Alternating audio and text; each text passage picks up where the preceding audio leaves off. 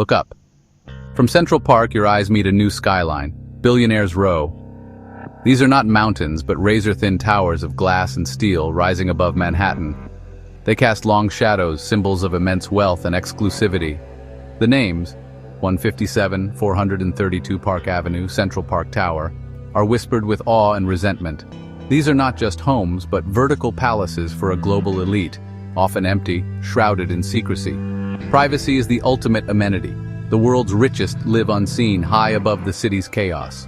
Once, New York's elite built grand mansions on Fifth Avenue. Now they retreat skyward into apartments worth more than city blocks. These towers have remade the skyline, creating a vertical hierarchy.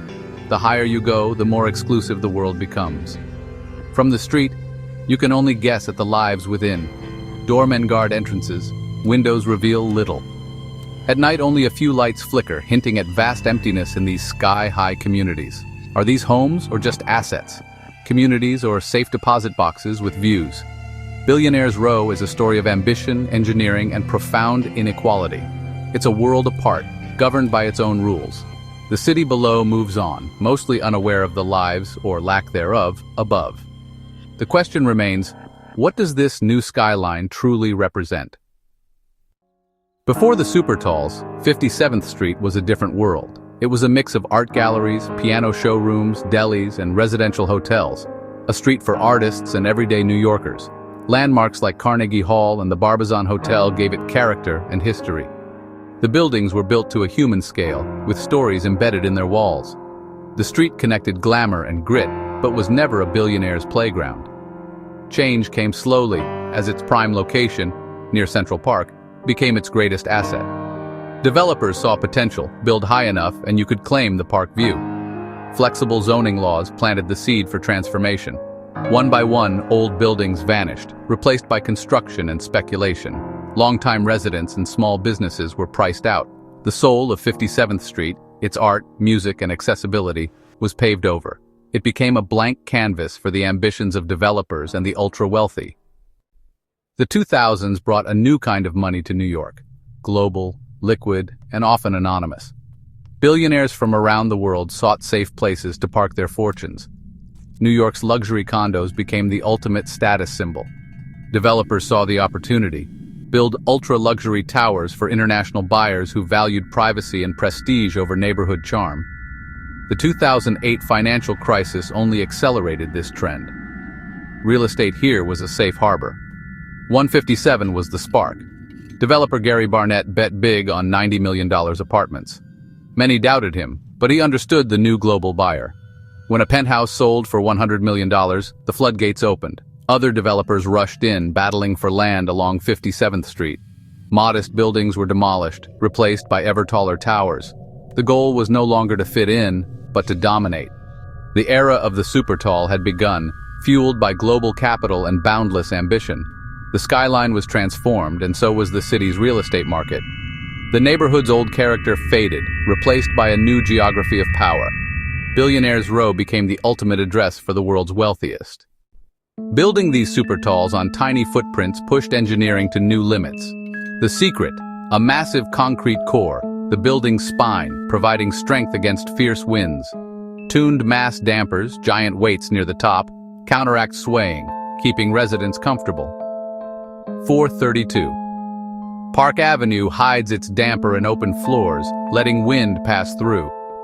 The race for height became an architectural duel. 157's shimmering glass, 432 Park's minimalist grid, Central Park Tower's record-breaking height. Each building needed a signature look to attract elite buyers. The Steinway Tower, the world's most slender skyscraper, rises from historic Steinway Hall, blending old and new. These towers are not just buildings, they're luxury products, crafted to be the most desirable objects on the planet. Every detail, from facade to amenities, is designed to dazzle. The skyline became a battleground for prestige and innovation. Each new tower was a statement, a bid for global attention. The engineering marvels of Billionaire's Row redefined what was possible in New York. Life in the clouds is curated for ultimate privacy and convenience. Lobbies feel like fortresses with layers of security and discreet staff. Private elevators open directly into vast apartments with floor-to-ceiling windows. New York becomes a silent, glittering map below. Amenities rival private clubs, ballrooms, cigar bars, Michelin-starred dining, pools with skyline views, private theaters, and more.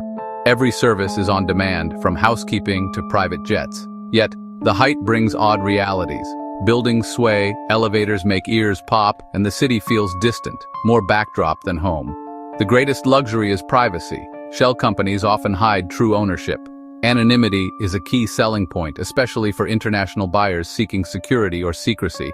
The result, a community of ghosts, names on deeds, rarely seen. These towers are self-contained worlds, isolated from the city below. The emptiness is palpable, the silence profound. Billionaire's Row is a gilded cage with the best views in the world. But behind the glass, life is often solitary and unseen. From the start, Billionaire's Row has been mired in controversy. Many apartments are rarely occupied investment properties, not homes. The result?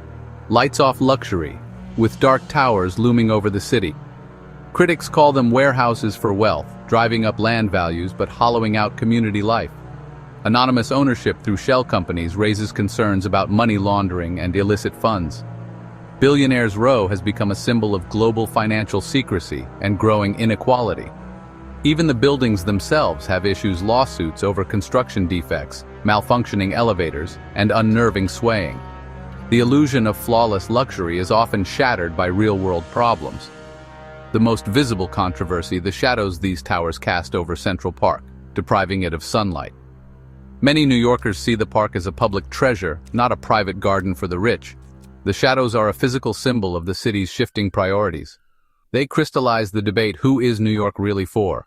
Billionaire's Row forces the city to confront its deepest divides. Just as the skyline seems maxed out, new projects push boundaries higher. Developers hunt for loopholes and air rights, seeking to build even taller. Engineering challenges grow. Wind and gravity become ever more daunting. Future towers may use advanced materials and radical designs to tame the elements. The cost of innovation means prices will keep climbing, catering to an ever smaller elite. The market is shifting. Domestic billionaires join the international buyers, and some buildings now promise a sense of community. Yet, there are signs of saturation: more luxury units, slower sales, and discounts. Global economic uncertainty could slow the flow of foreign capital. The question is: demand for $100 million penthouses truly endless? The next chapter will be shaped by ambition and the limits of the market. Billionaire's Row is still evolving, its future uncertain. The stakes are higher than ever for both the skyline and the city. What happens next will define New York's identity for decades to come. Billionaire's Row is the ultimate tale of two cities. From a penthouse, New York is a silent jewel box. Problems below are invisible. Life above is serene, detached, and exclusive. On the street, the towers loom as symbols of inequality and exclusion. They block sunlight, crowd sidewalks, and represent an economy that favors the ultra-rich. For many, the existence of $100 million empty apartments feels like injustice. The divide is real. Luxury for a few, rising costs for everyone else. Investment in these towers diverts resources from affordable housing and public needs. The people who service these buildings, doormen, cleaners, workers, live the contrast daily. They maintain a world they could never afford, commuting from distant neighborhoods. Their journey is a daily crossing between two New Yorks. They see both sides: the perfection inside and the city's complicated reality outside. Billionaire's Row is a microcosm of the city's greatest tensions. What will Billionaire's Row's legacy be? Architectural triumph or monument to excess? Their future is uncertain, expensive to maintain, vulnerable if the ultra-luxury market falters. Emptiness could become obsolescence, or these towers could become timeless icons. They've changed the skyline forever, broadcasting a new image of New York to the world. The city must ask, is it a playground for the rich or a place of opportunity for all? Billionaire's Row didn't create this dilemma, but it made it impossible to ignore. The towers are the new crown on the skyline. But what they truly represent is still an open question. Their story is New York's story, written in glass, steel, and shadow.